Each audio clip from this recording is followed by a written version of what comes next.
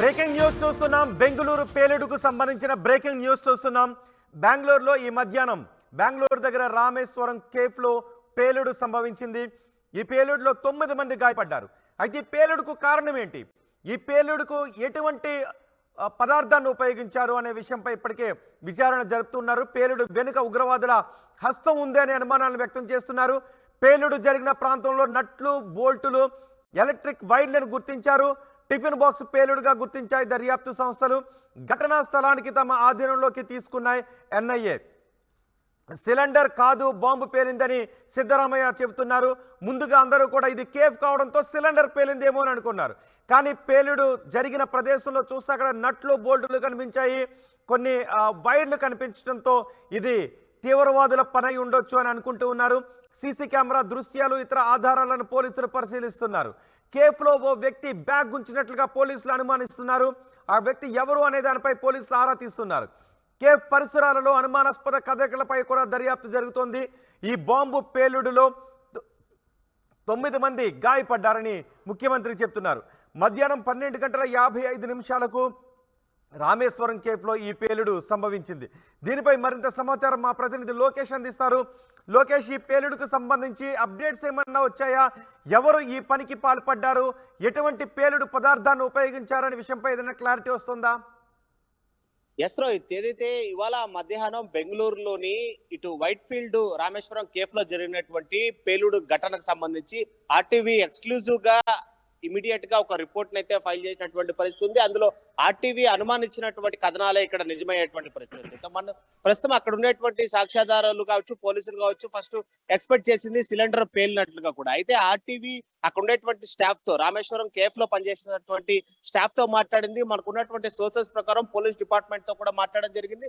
మధ్యాహ్నం మనం మాట్లాడుకున్నటువంటి లైవ్ లో కూడా ఇది సిలిండర్ పేలుడు కాదు, ఏదో మిస్టీరియస్ సంబంధించినటువంటి ఒక పేలుడు గానే కూడా మనము చెప్పడం కూడా జరిగింది. ఇప్పుడు అనుమానాలని నివృత్తి చేసే విధంగా ఇప్పుడు డిప్యూటీ సీఎం కావచ్చు, అదేవిధంగా సీఎం సిద్ధరామయ్య కావచ్చు ఇచ్చినటువంటి మీడియా బైట్ లో చాలా సంచలనాత్మకమైనటువంటి కథనాలు చెప్పినటువంటి పరిస్థితి ఉంది.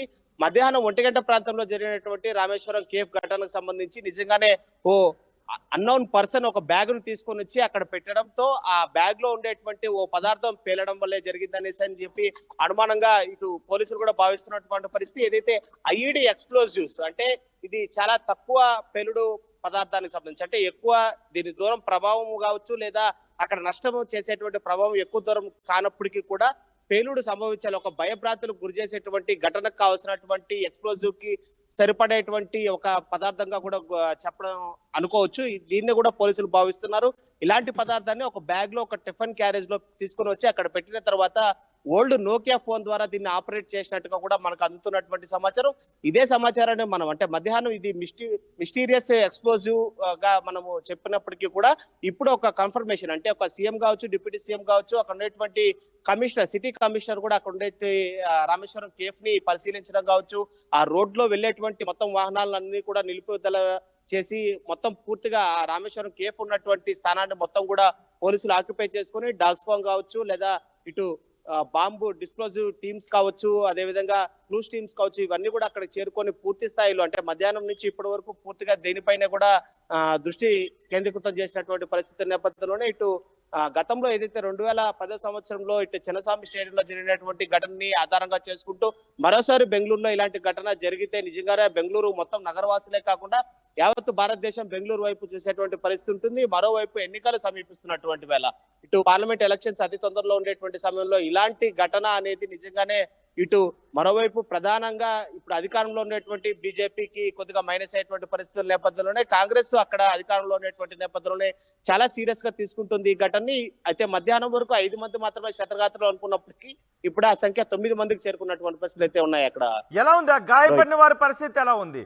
అలాగే అక్కడ నట్లు, బోల్టులు, ఇతరత్ర పదార్థాలు దొరికాయని కూడా చెప్తున్నారు. సహజంగా ఐఈడి పేలుళ్లకు పాల్పడ్డప్పుడు వాటి తీవ్రత ఎక్కువగా ఉండడం కోసం, అవి కొంచెం దూరంగా ఉన్న వాళ్ళు కూడా గుచ్చుకోవడం కోసం ఇవి జనరల్గా ఉపయోగిస్తూ ఉంటుంటారు ఈ క్రిమినల్స్ అందరూ కూడా. సో అలాంటి ఆనవాళ్ళు అక్కడ లభించాయా? ఎస్, సాధారణంగా మీరు అన్నట్లుగానే నాటు బాంబులు అంటే రాయలసీమ జిల్లాకు సంబంధించి ఇటు కడప జిల్లా కావచ్చు, అటు సుదూర ప్రాంతాల్లో గతంలో జరిగినటువంటి నాటు బాంబు పేలుడులో కూడా కావచ్చు, దాని ప్రభావం పెంచడం కోసము గాజు సీసా పెంకులు లాంటివి ఉపయోగిస్తుంటారు. అదే సిచ్యువేషన్ కూడా ఈ రామేశ్వరం కేఫ్ సంబంధించినటువంటి ఐఈడి పేలుడు లాంటి పదార్థాన్ని ఉపయోగించారనేటువంటి అనుమానాలు మాత్రమే ప్రస్తుతం ఉన్నాయి. అక్కడ కూడా మీరు అన్నట్లుగా నట్లు, బోల్ట్లు, అదేవిధంగా ఎలక్ట్రికల్ వైర్లు లాంటి అంటే బ్లేడ్స్ లాంటివి దానిలో అంటే ఆ బ్యాగ్ లోనే ఇంక్లూడ్ చేసినట్లుగా కూడా మనకు సమాచారం అవుతుంది. దీనిపైన క్లారిటీ పోలీసు వర్గాలు ఇవ్వాల్సి ఉంది. ఈ అనుమానాన్ని ఇప్పటికే ఇంటెలిజెన్స్ అయితే మాత్రం సీఎం కి, డిప్యూటీ సీఎం కి రిపోర్ట్ చేసినటువంటి ఘటన అయితే మాత్రం ఎక్స్క్లూజివ్ గా ఆర్టీవీకి సీఎం సిద్ధరామయ్య బయట కూడా మనం ప్లే చేసుకున్నటువంటి పరిస్థితి అయితే మాత్రం మొత్తం మీద బెంగళూరులో ఈ సంఘటన అనేది ఒక్కసారిగా కూడా సౌత్ ఇండియా వ్యాప్తంగానే కాకుండా ఉండేటువంటి ఎన్నికల నేపథ్యంలోనే భారతదేశం మొత్తం కూడా ఒక్కసారిగా బెంగళూరు వైపు చూసేటువంటి పరిస్థితులు అయితే ప్రస్తుతం కనిపిస్తుంది.